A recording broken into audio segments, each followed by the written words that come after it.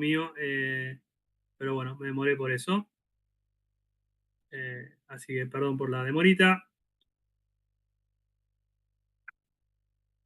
Ok, vamos a retomar.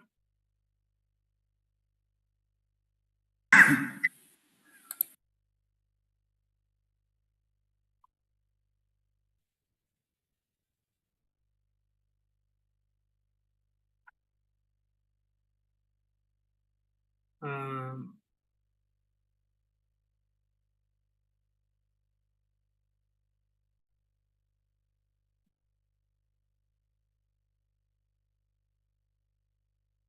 bien, bueno, me queda muy poco por comentar de esto. Tenemos los endurecibles por precipitación, los aceros que se pueden endurecer por precipitación, ya lo habíamos visto con ayer un poquito, trataba en hacer algún pequeño precipitado, lo hablamos con el aluminio, ¿cierto? Cómo endurecíamos el aluminio con el cobre. Bueno, el mecanismo del mismo es intentar hacer un fino precipitado para poder trabar dislocaciones. Que quiero decir, el mismo tratamiento térmico también aplica para aceros inoxidables, si yo los quiero endurecer por precipitados. Y los granos duplex, eh, acá en este link que leen ustedes, ahí, que bueno, ahora no pueden cliquearlo, pero que debe estar en la presentación, clican ahí y ven el video de corrosión bajo tensión que yo les comentaba del Silver, del puente de plata. Los granos duplex funcionan teniendo ferrita y austenita. Se hace un tratamiento térmico en el cual yo, cuando estoy en la transición en la temperatura eutectoide entre ferrita y austenita, eh, enfrío rápidamente y dejo esa austenita, después la transformo en martensita, porque está enriquecida esa austenita de carbono. Si ustedes prestan atención al diagrama hierro-carbono, van entendiendo que a medida que yo voy transitando por la temperatura eutectoide, todo lo que es austenita se transforma en ferrita, la ferrita escupe el carbono, se lo da a la austenita que la puede absorber, pero si después hay esa austenita, se empieza a incrementar en carbono, cada vez más, cada vez más, cada vez más. Si yo esa austenita ahora le hago un tratamiento térmico y la paso a martensita rápidamente, la puedo pasar a martensita porque tiene esa austenita mucho carbono. Bien, y esa es otra manera de aumentar la resistencia. Y justamente el grano duplex ayuda a la resistencia a la corrosión bajo tensión. Bien, eso nomás. Eh,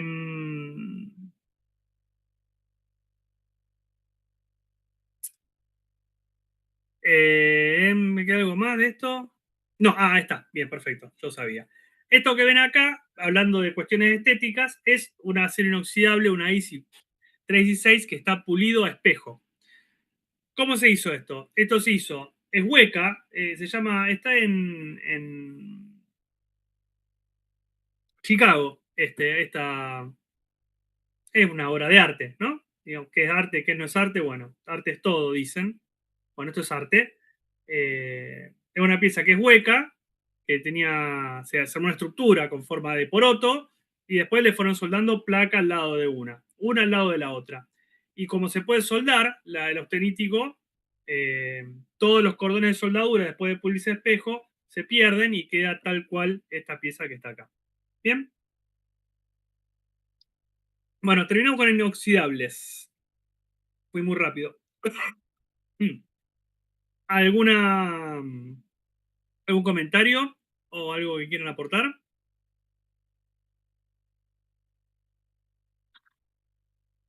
¿Alguna duda que les haya quedado? Porque esto lo tomamos, ¿eh? Lo fui rápido, pero espero que hayan podido entender. Profe, Sí, señor. ¿podría volver a explicar por qué cuesta más, por qué un austenítico es más fácil de soldar que un ferrítico y esa cuestión? El tema de la Bien. soldadura. Bueno, ok. Me voy a retrotraer. Vamos a unirlo todo. Vamos acá.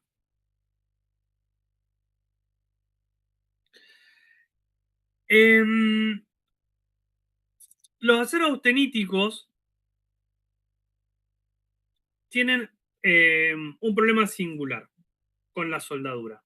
Pero cuando explique el problema del austenítico, después lo vamos a trasladar a los ferríticos. ¿Ok?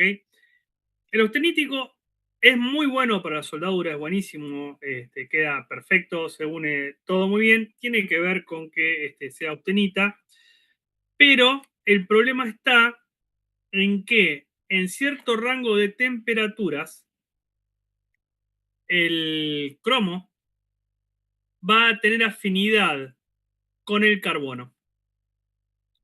Y entonces precipitan como, en vez de tener cromo libre, acá, como lo ven acá, esto se transforma en carburo de cromo. El cromo se une con el carbono. ¿Sí? ¿Y cuál es el problema? Que donde tendría que tener el cromo libre, listo, para poder unirse, no tengo. Entonces, este lugar donde hay pobreza de cromo se va a oxidar y se va a corroer. ¿Dónde voy a estar pobre de cromo? Y en los límites de grano, que es donde sucede la precipitación del carburo de cromo.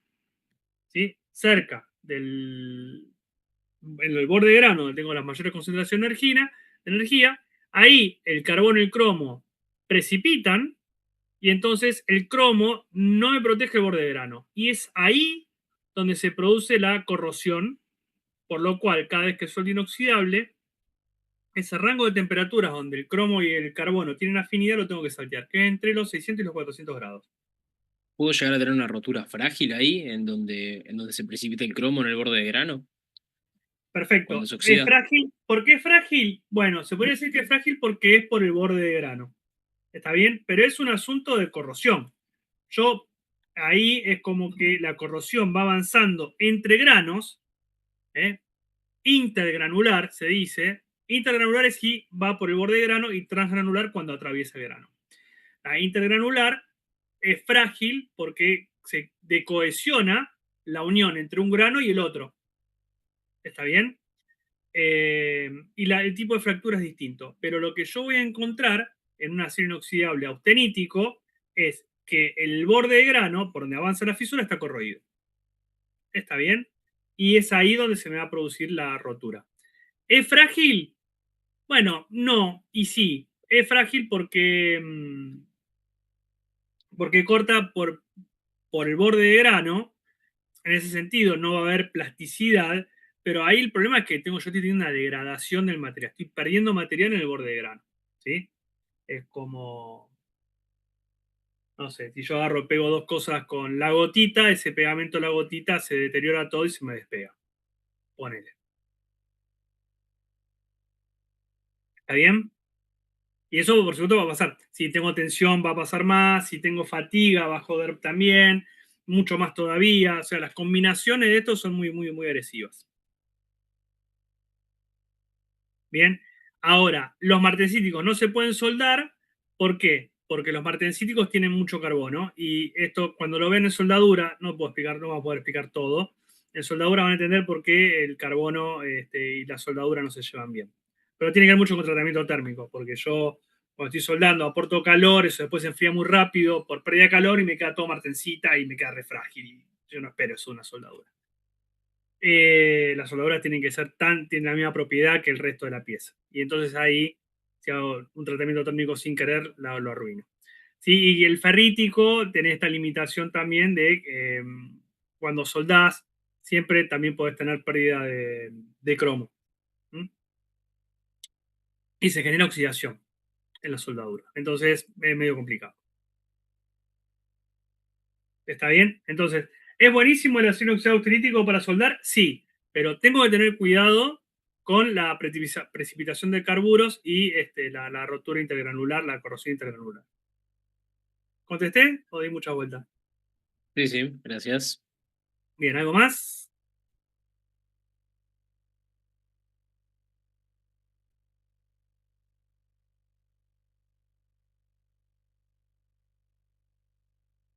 Ah, mira, a ver, si yo desde acá, mientras hago esto, hago lo otro, esto de trabajar con muchas computadoras tiene ventajas, pero es más difícil. ¿Te acuerdas que le dije que iba a buscar? No encontré la foto del caño de escape, pero encontré esta. Y bueno, ya que estamos, lo muestro. A ver. Uh,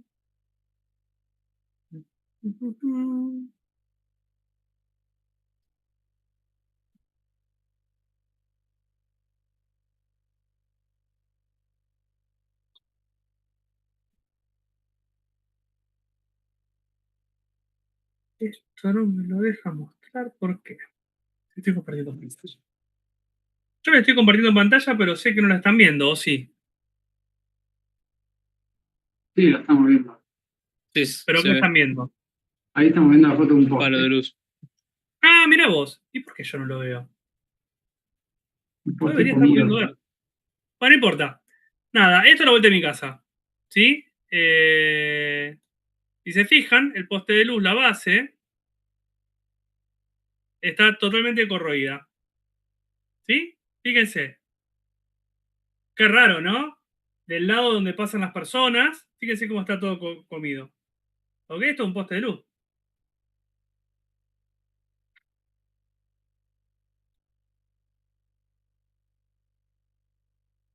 ¿Está bien? ¿Sí, gente? ¿Cuánto le falta a este poste de luz para caerse? Y está ahí. Nada. Bueno, nada, y esto así, pero pintó, ¿eh? Dije, bueno, a ver si encontré uno, encontré este, al toque. No me llevó mucho tiempo. No es que salió a hacer una casa de Pokémones con esto. ¿Ok?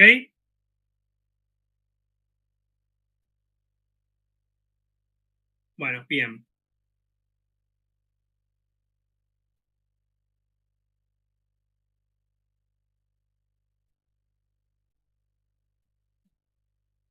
Vámonos de acá. Y espero. Mucho rápido este. Acá.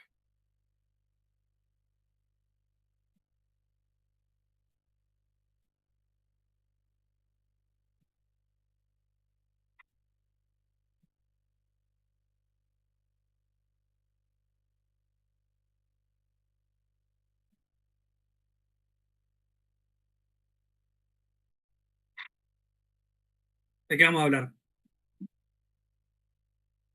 Plásticos. Ok. Dale, entonces. Bien.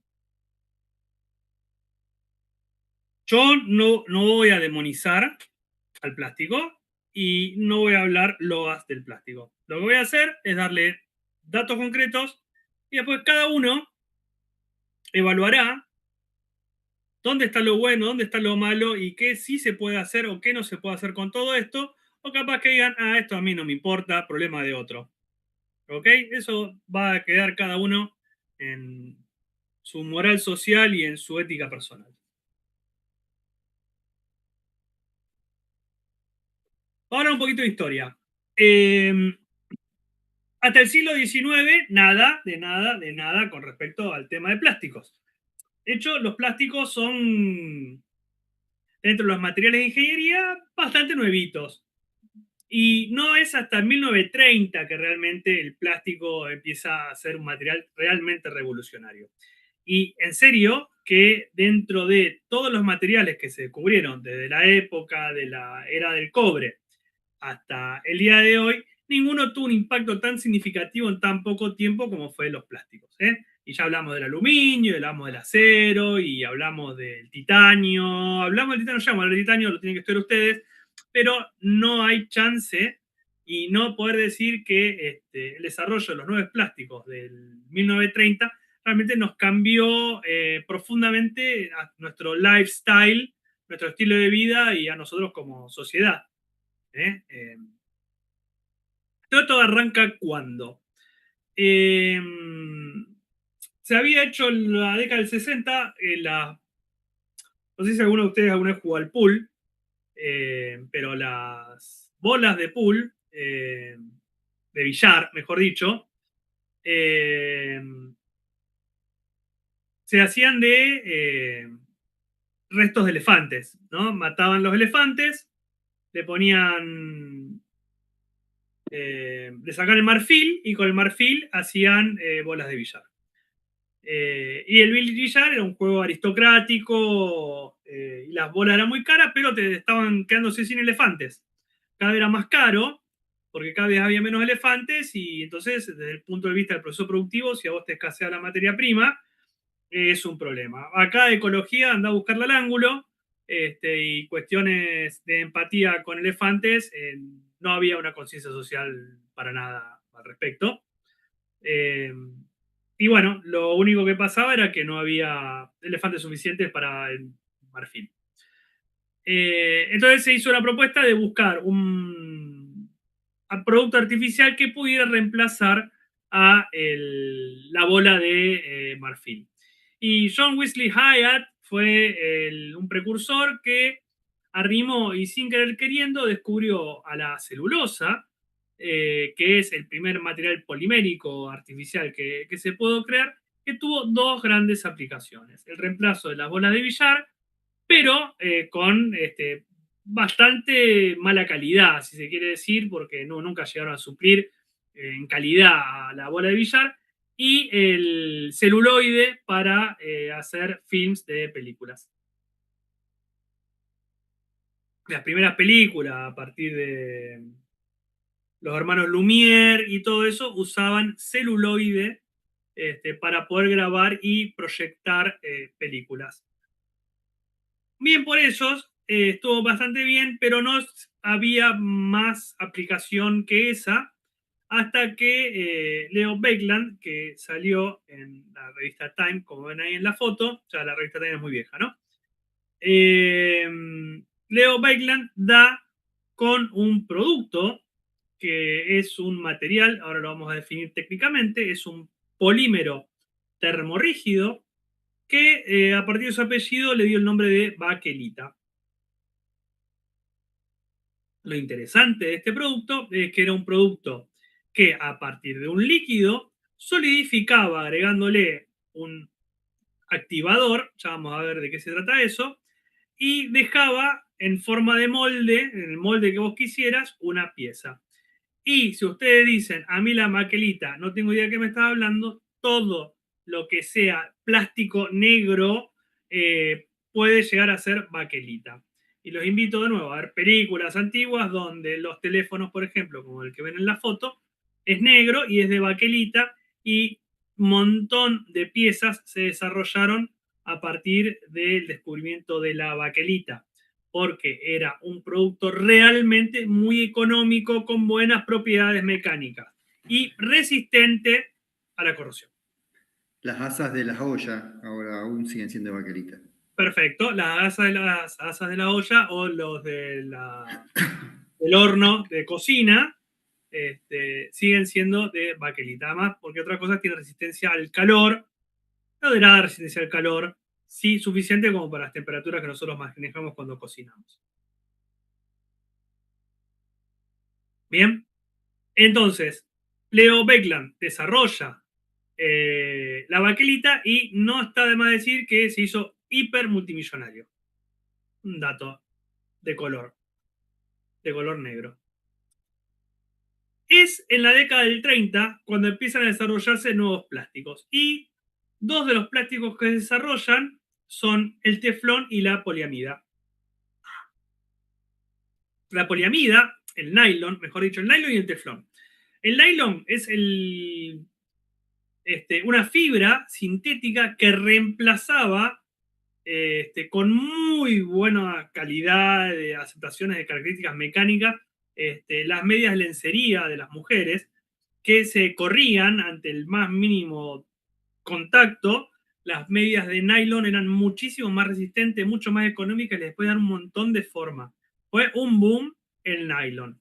¿Y dónde encontramos nylon hoy en nuestra vida también? En el cepillo de dientes. El cepillo de dientes son fibras de nylon o técnicamente de poliamida. El nylon es el nombre comercial. Y por las dudas, para todos ustedes, hoy, a partir de hoy, cuando hablen de una bolsa de nylon para el supermercado, están totalmente derrapados técnicamente en ese comentario. Las bolsas del supermercado son de polietileno. Bien, nada que ver con el nylon. Lo que pasa es que en algún momento, en la década de los 60, nylon y plástico eran prácticamente sinónimos, como cuando hablamos de máquina de afeitar y Gillette. Entonces, a cualquier cosa le decían nylon y las bolsas quedaron como que tráeme la bolsa de nylon, pero en realidad las bolsas son de polietileno con características totalmente distintas y el polietileno, ya les aviso, un costo mucho más económico que el nylon o la poliamida. El otro producto que se creó sin querer queriendo, que lo desarrolló la firma DuPont, es el politetrafluoretileno, o bien conocido como Teflon, que sin querer queriendo se descubrió este material que tiene muy buenas propiedades antidesgaste, ¿sí? Y se va a usar un montón el teflón, por ejemplo, al tener antidesgaste y antiadherencia. Entonces hoy habrán escuchado hablar de todos los revestimientos de teflón para cocinar y todo eso, las grandes ventajas porque no se adhiere ningún material, porque la cadena de teflón de flúor es muy estable químicamente y no permite ningún tipo de adherencia a ninguna temperatura, ¿sí? Y después esto lo vamos a llenar de asteriscos y de comillas y de numerales. Y cuando se pensaba que ya habíamos llegado al tope de gama con los plásticos, en el siglo XXI se le dio una vuelta de tuerca también a los plásticos y empezaron a hacerse materiales de altísima ingeniería para usos muy puntuales científicos que también dieron excelentes resultados. Así que,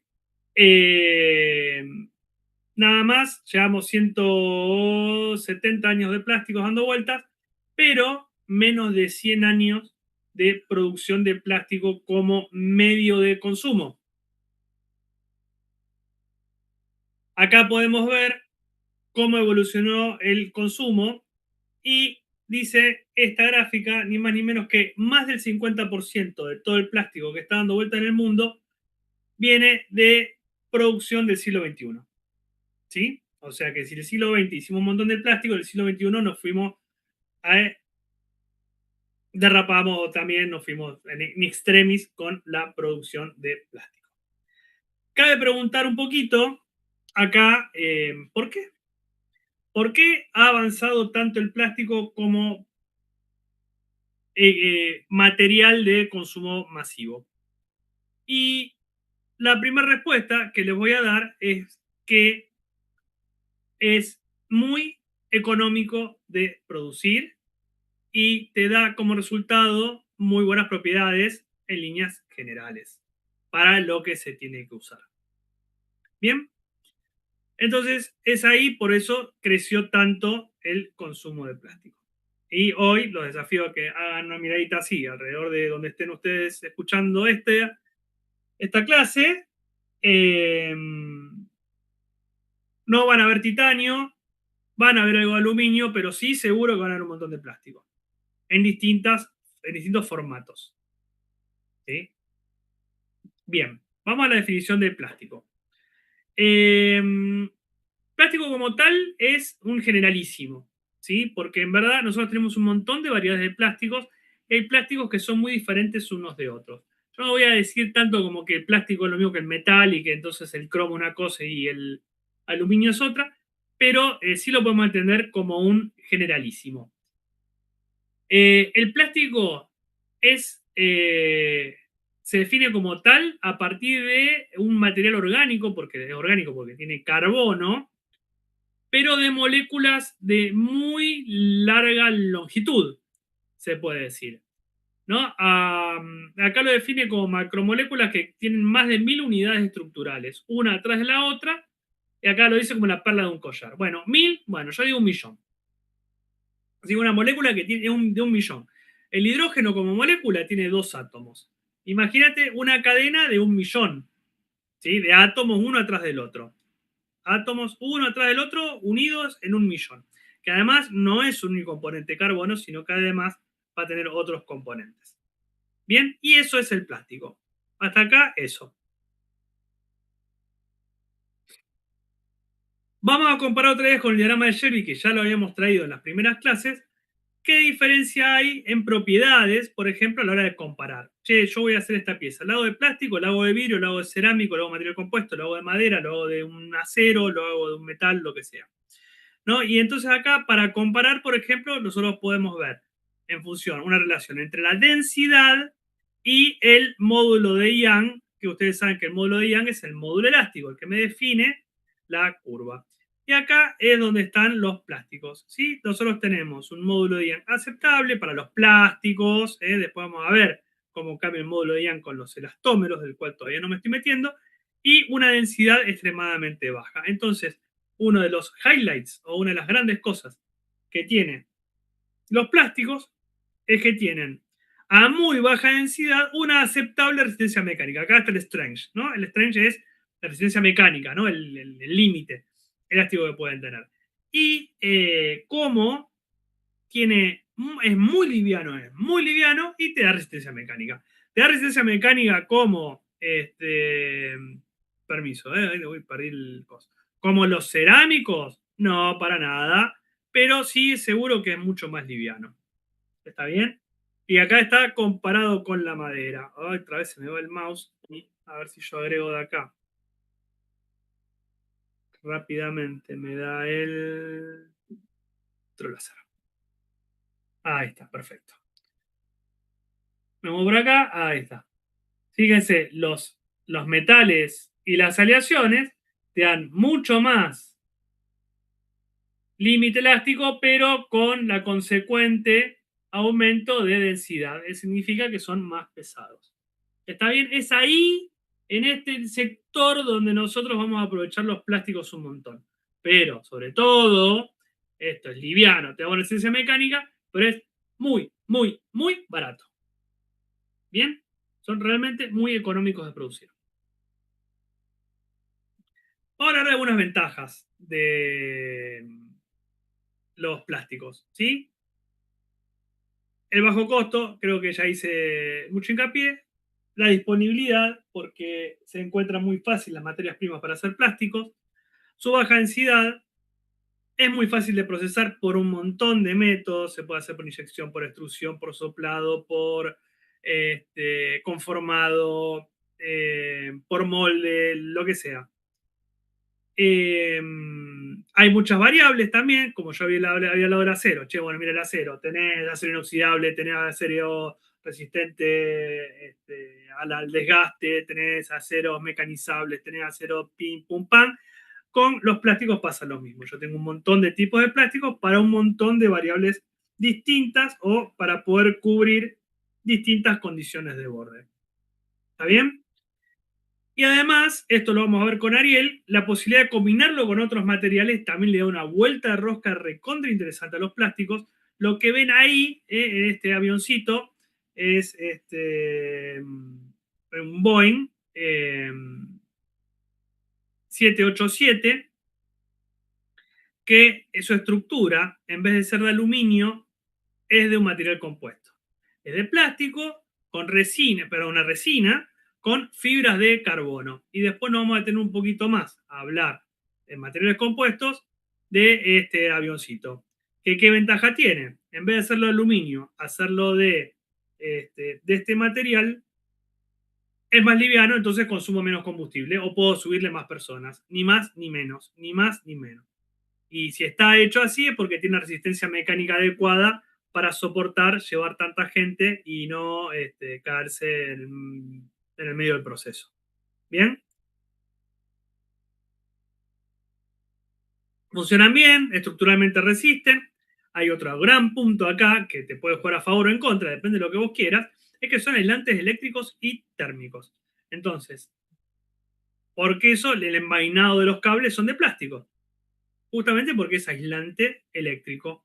¿Sí? Y también se usan como aislantes térmicos un montón, y ahí sobre todo las espumas, ya vamos a hablar de las espumas plásticas que te permiten aislar térmicamente.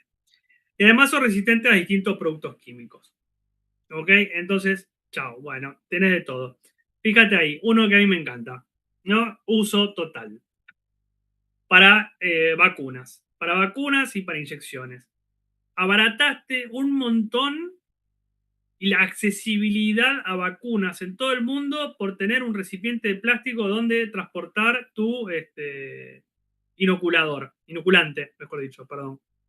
África, hoy podés llegar a África y vacunar un montón de chicos contra un montón de enfermedades y a todo el mundo a muy bajo costo, que eso es re importante porque para toda la estructura que vos necesitas para poder proteger a las personas, es un costo re grande. Y antes eran de vidrio y se rompían y eran más caras y eran más peligrosas. Y ahora estos son elementos que los usas una vez, los podés descartar y inoculaste a una persona a un costo medioambiental, que ya vamos a hablar de eso. Pero nada, tráiganme acá si quiero un listado de mejores opciones hoy que una inyección en un recipiente de plástico. No se me ocurre. ¿Está bien? Después, por supuesto, también tenés, hablando del comportamiento de función estructural, las terminaciones, por ahí son espectaculares. En los vehículos, desde el diseño del plástico hay un montón de cosas para hacer. Y también cosas tan básicas como para poder transportar agua en un recipiente que no se rompe. ¿Sí? Estos bidones acá de agua. Y bueno, qué sé yo, para llevar agua 20 litros, ¿qué lo quiero? En vidrio lo voy a llevar, es muy peligroso, se puede romper. ¿En qué otros materiales? Bueno, acero inoxidable, es carísimo. ¿Sí? ¿Cómo lo controlo? El transporte, esto, lo otro. Esto sale 2,50 y si se pierde, se abolla, lo paso un camión por arriba, hago otro y ya está. ¿Ok? Esto dicho de otra manera. Esto es fácil de entender. Si no tuviera tantas ventajas, el plástico no estaría en todos lados. ¿Sí? Eso es una forma muy simple de verlo. ¿Es bueno o es malo? Bueno, tiralo a ver qué pasa. Crece, germina, o sea, germina, crece y explota ahí porque tiene muchas ventajas. Si no, no va. Y ahora vamos a hablar del otro lado. Perdón, vamos a hacer así. Los escucho a ustedes. ¿Qué desventaja tiene el plástico? A ver. No se degrada naturalmente. ¿Y a mí qué? Bueno, pero en un análisis de Porque el factibilidad. inoxidable austenítico tampoco se degrada. Claro, pero no tenés un uso tan masivo. Entonces, cuando vos tenés que Entiendo tratar dónde de querés llegar, recursos, claramente entiendo dónde querés llegar, pero la justificación a mí no me alcanza. ¿Alguien más? Los salgo a buscar, no tengo problema, están todos sus nombres. Puede ser que con el tiempo se vayan como desgranando, que genera los microplásticos y es contaminante. ¿No? Además que conduce a una falla eventualmente, ¿no? Bien, perfecto. Entonces, ¿se degradan o no se degradan?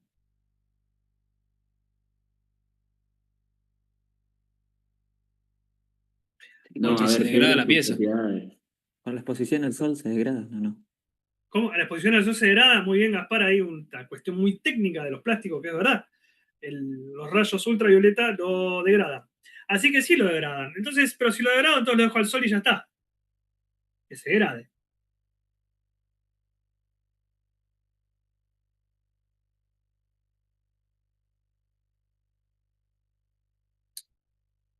A ver, salgo a buscar a ver quiénes me están escuchando. Tiro nombres, ¿eh? Josefina Escalante, ¿andás por ahí? Sí, estoy acá. ¿Qué tal? ¿Cómo andás? Todo bien. Ya. ¿Qué opinas? Sus desventajas. Quizás que para determinadas piezas, o sea, por más que, como vos dijiste, es resistente mecánicamente, pero para determinadas piezas no es tan resistente como lo puede ser el acero. Perfecto, eso es una desventaja, porque claramente no abarca, hay un lugar donde el acero y el plástico compiten y hay un lugar donde el plástico no le puede competir al acero.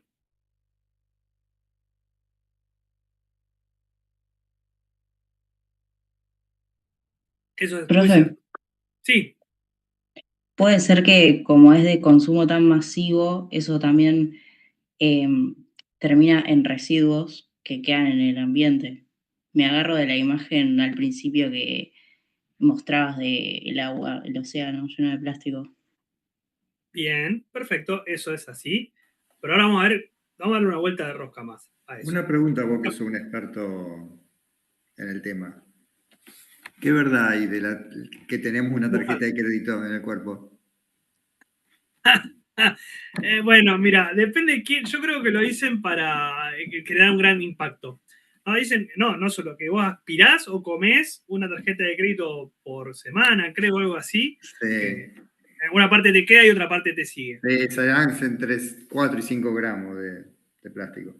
Sí es verdad que se demostró que hay microplásticos en nuestro organismo.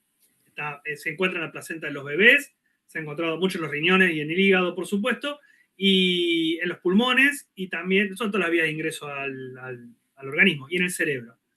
Y que el gran problema es que esto todavía, o sea, esto recién empieza. Y ahora voy a explicar por qué esto recién empieza. Lo que no tienen claro todavía, cuáles son las consecuencias de todo esto, y acá vamos a hablar también un montón sobre las consecuencias, todas las cuestiones medioambientales que hicimos mal los últimos 150 años, porque las vamos a empezar a pagar ahora. Está bien, pero sí, hay microplástico en nuestro organismo, está demostrado según revistas científicas, no reels de TikTok ni inteligencia artificial. Hay papers que documentan que se encuentran microplásticos en nuestro cuerpo humano. A nivel de una tarjeta de crédito, no sé. Bien. Hay que ver las consecuencias, eso es. Ese es el gran problema. Bien. Lucio, Fusi, ¿andás por ahí? Sí, ¿cómo va? ¿Qué haces? ¿Cómo estás? ¿Querés aportar algo más? Bueno, por lo que estuvimos hablando, más o menos se entendió. O sea, yo entendí como que los plásticos en sí se usan de manera masiva. Es la degradación en sí tarda mucho en el tiempo, no es fácil. Y no sé el tema de si son inflamables algún tipo de plástico, eso. Bien, perfecto. Como son materiales orgánicos, son combustibles. Hay una diferencia entre inflamable y combustible, pero sí son combustibles y entonces se pueden quemar. ¿Es bueno o es malo? Mira, si los quemás, estás contaminando el medio ambiente porque estás emitiendo un montón de dióxido de carbono a la atmósfera. Y además no es solo carbono lo que vas a quemar, sino que depende del plástico, puedes estar emitiendo otros residuos a la atmósfera. Hay igualmente, se le pone cloro o flúor para retardar la llama, por ejemplo. Ya lo vamos a ver. Entonces, sí, está bien con las desventajas, pero acá creo que voy a tener algunas más, vamos a desarrollar un poquitito más esto. Como había mencionado, creo que Eugenia, que algunas solicitaciones mecánicas no las podés hacer, no podés hacer un puente de plástico, no podés hacer un buque petrolero de plástico, no te da resistencia mecánica. Tenés otro temita con el cual no podés competir con el acero, es que la temperatura de trabajo es muy baja, incluso para el aluminio. El aluminio funde a 600 grados y es imposible de trabajar con un plástico de 600 grados, excepto plásticos de ingeniería muy puntuales. Y hay otra cosa, es que pierden propiedades con el tiempo. Esto vamos a tratar de diferenciar entre degradación y pérdida de propiedades con el calor y con los rayos ultravioleta. ¿Sí? No solo eso, pero en particular, cualquiera que haya vivido en una casa con jardín y haya comprado mobiliario plástico para tener el jardín, sabe que a los 10, 15 años te fuiste a sentar y esa silla se rompió y se rompió esos crack, así como puede ser si me senté